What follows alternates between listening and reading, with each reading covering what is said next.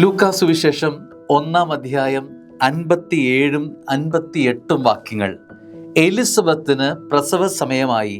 അവൾ ഒരു പുത്രനെ പ്രസവിച്ചു. കർത്താവ് അവളോട് വലിയ കാരുണ്യം കാണിച്ചിരിക്കുന്നു എന്ന് കേട്ട അയൽക്കാരും ബന്ധുക്കളും അവളോടൊത്ത് സന്തോഷിച്ചു. പരിശുദ്ധ നോമ്പിലൂടെയാണ് നമ്മുടെ യാത്ര പുൽക്കൂട്ടിലേക്ക്. എലിസബത്തിന് ഒരു സന്തോഷം സ്വർഗം കൊടുക്കുകയാണ്. കാത്തിരിപ്പിൻ്റെ ഒരു ഉത്തരം, ഏറെക്കാലത്തെ കാത്തിരിപ്പ്. അവൾക്ക് ഒരു കുഞ്ഞിനെ ദൈവം കൊടുക്കുകയാണ്.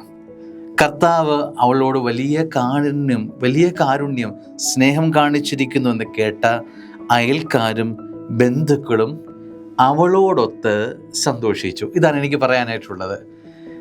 അയൽക്കാരും ബന്ധുക്കളും അവളോടൊത്ത് സന്തോഷിച്ചു.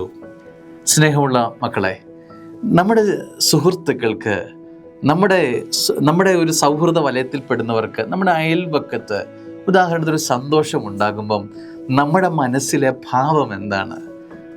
ഓടി വരുന്നത് അസൂയയല്ലേ? സത്യമായിട്ടും അസൂയയാണ് വേഗം വരിക. അവനത് അർഹിക്കേണ്ടതല്ല എന്ന മട്ടിൽ നമ്മുടെ മനസ്സിൽ ഒരു അസൂയയുടെ നാമ്പ് പൊട്ടിപ്പുറപ്പെടും. ഇവിടെ എലിസബത്ത് അവളുടെ ജീവിതത്തിൽ ഒരു വലിയ അനുഗ്രഹം കാണുമ്പോൾ അയൽക്കാരും ബന്ധുക്കളും അവളോടൊത്ത് സന്തോഷിച്ചു. അപ്പോൾ ഒരു സ്തോത്രത്തിൻ്റെ അനുഭവത്തിലാണ് എലിസബത്ത് നിൽക്കുന്നത്. കാരണം വളരെ വൈകി കിട്ടിയൊരു അനുഗ്രഹം. 99 നിറവിലൊക്കെ നിൽക്കുന്ന ഒരു കുടുംബത്തിൽ സ്വർഗം കാത്തിരിപ്പിൻ്റെ ഒരു വെയിലെന്ന വിധത്തിൽ ഒരു മഴവിൽ അവരുടെ ജീവിതത്തിൽ തെളിക്കുമ്പോൾ എലിസബത്തിൻ്റെ ഹൃദയഭാവത്തോടുകൂടി താളത്തോടുകൂടി തന്നെ അവളുടെ ചുറ്റുമുള്ള കുടുംബങ്ങൾക്കൊക്കെ, അയൽക്കാർക്ക്, ബന്ധുക്കൾക്ക് സന്തോഷിക്കാൻ പറ്റുന്നു എന്നത് ഈ ചുറ്റും നിൽക്കുന്ന ആളുകളുടെ മനസ്സിൻ്റെ വലിപ്പം ഒന്ന് എടുത്തു കാണിക്കുന്ന ഒരു ഭാവമാണെന്ന് എനിക്ക് തോന്നുന്നു. സ്നേഹമുള്ളവരെ, നമുക്ക് ചുറ്റുമുള്ളവർക്ക്, നമ്മുടെ കൂട്ടുകാർക്ക്, നമ്മുടെ അയൽവക്കങ്ങൾക്ക്, നമ്മുടെ ബന്ധുമിത്രാദികൾക്കൊക്കെ ഒരു അനുഗ്രഹം കിട്ടുമ്പോൾ, ഒരു സന്തോഷം കിട്ടുമ്പോൾ നമ്മുടെ ഭാവവും ഇതുതന്നെ ആയിരിക്കണ്ടേ? നമുക്കും അവരോടൊത്ത് സന്തോഷിക്കാൻ പറ്റുന്നത് അത് ഹൃദയ വലിപ്പമുള്ളവർക്ക് മാത്രമേ പറ്റുള്ളൂ.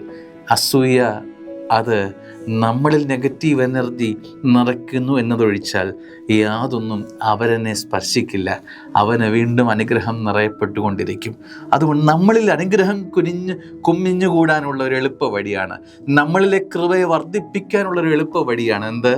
അവനോടൊത്ത് സന്തോഷിക്കുക എന്നുള്ളത്. ഈ ഒരു പുണ്യം ഈ പരിശുദ്ധ ഈ നോമ്പിൻ്റെ കാലയളവിൽ അഭ്യസിക്കുന്നത് നല്ലതാണെന്ന് തോന്നുന്നു. ഇന്നത്തെ 24 മണിക്കൂർ, അടുത്ത പ്രഭാതം വരെയുള്ള സമയം ഞാൻ കണ്ടുമുട്ടുന്ന വ്യക്തികൾ സന്തോഷവാന്മാരും സന്തോഷവതികളാണെങ്കിൽ അവരോടൊത്ത് സന്തോഷിക്കാൻ, അവർക്കിട്ടുന്ന അനുഗ്രഹങ്ങളോടൊത്ത് സന്തോഷിക്കാൻ, ആ വിശാല അനുഭവം ഒന്ന് പരിശീലിക്കുന്നതും പുണ്യ അനുഭവത്തിൽ ഈ തീർത്ഥാടനത്തിൽ ഒരുപാട് കൃപ പകരുമെന്ന് എനിക്ക് തോന്നുന്നു. ദൈവം അനുഗ്രഹിക്കട്ടെ. ആമേൻ.